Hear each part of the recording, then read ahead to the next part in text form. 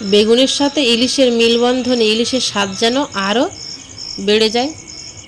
আজকে এই বেগুন দিয়ে ইলিশ মাছের হালকা পাতলা ঝোল রেসিপি আপনাদের সাথে শেয়ার করব। নমস্কার বন্ধুরা, সুপ্রিয়া কিচেনে আবার আপনাদের সবাইকে স্বাগত জানাই আরও একটা রেসিপিতে। বেগুন দিয়ে এই ইলিশ মাছের ঝোল রেসিপিটা কিন্তু বানানো খুবই সহজ আর খুবই কম সময়ের মধ্যে হয়ে যায়। তো প্লিজ বন্ধুরা, আপনারা পুরো ভিডিওটা প্রথমের থেকে শেষ পর্যন্ত দেখবেন, আশা করছি আপনাদের ভালো লাগবে।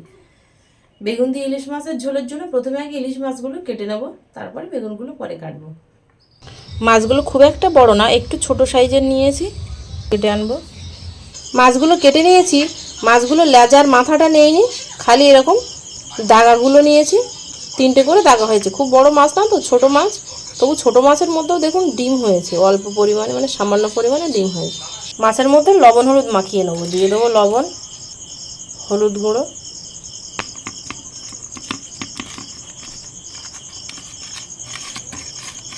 বেগুনগুলো আমি ঠিক এরকম লম্বা লম্বা করে কেটে নিয়েছি, সেই সঙ্গে কটা কাঁচা লঙ্কাও কেটে নিয়েছি।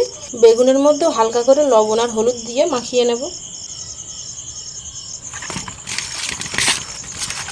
বেগুন আমরা এমনি ভাজার সময় যেরকমভাবে লবণ হলুদ মাখিয়ে ভেজে নিই, ঠিক সেরকমভাবে ভেজে নেব মাখিয়ে লবণ হলুদ। সব কিছু কেটে কুটে গুছিয়ে নিয়েছি, রান্না করতে বেশিক্ষণ সময় লাগবে না, রান্নাটা বসিয়ে দেবো।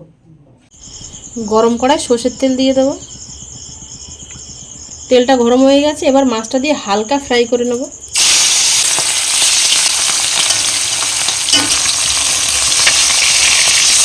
এক হয়ে গেছে হালকা, এবার পরের দিকটা আমি এরকমভাবে উঠিয়ে দেবো। খুব একটা বেশি ভালো না,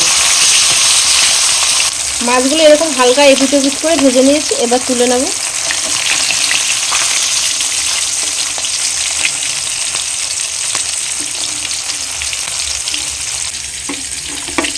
এই মাছ ভাজা তেলের মধ্যে একেবারে বেগুনগুলো দিয়ে ভেজে নেব।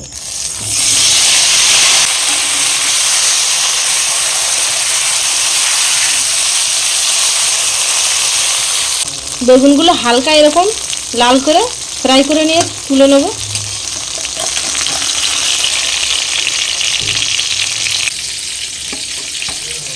মাছ ভাজা তেলের মধ্যে আরেকটু সর্ষের তেল দিয়ে দেবো। দিয়ে দেবো হাফ চামচের একটু কম কালো জিরে, 4টে কাঁচা লঙ্কা চেরা। লঙ্কাটা ফুটতে শুরু হয়েছে, এর মধ্যে দিয়ে দেবো লবণ, হলুদ গুঁড়ো, হাফ চামচ কাশ্মীরি লঙ্কার গুঁড়ো, সামান্য পরিমাণে একটু জল দেবো মশলাটা কষানোর জন্য।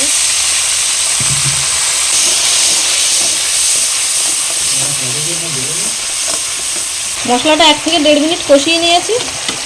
বেশ দেখুন এই যে তেল ছাড়তে শুরু হয়েছে, এবার এর মধ্যে জল দিয়ে দেবো।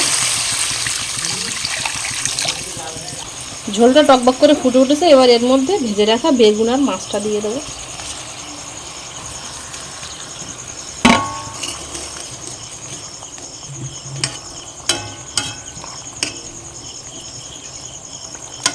বেগুন আর মাছটা দিয়ে আমি 2-3 মিনিট ফুটিয়ে নেব।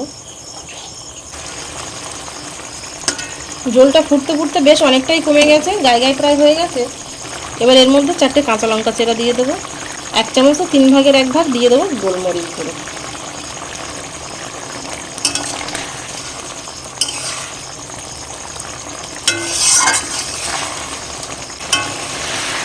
বেগুন দিয়ে ইলিশ মাছের ঝোলটা হয়ে গেছে, হালকা এরকম ঝোল রেখেছি, এবার গ্যাসটা অফ করে দেবো।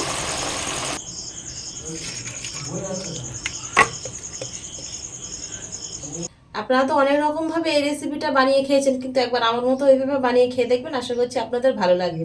আর ভালো লাগলে প্লিজ বন্ধুরা আপনাদের বন্ধুদের কাছে প্রচুর প্রচুর শেয়ার করবেন। এতক্ষণ আমার সঙ্গে থাকার জন্য আপনাদের অনেক অনেক ধন্যবাদ। আবারও দেখা হচ্ছে আপনাদের সাথে পরবর্তী নতুন কোনো রেসিপিতে। ততক্ষণ আপনারা সবাই ভালো থাকবেন, সুস্থ থাকবেন।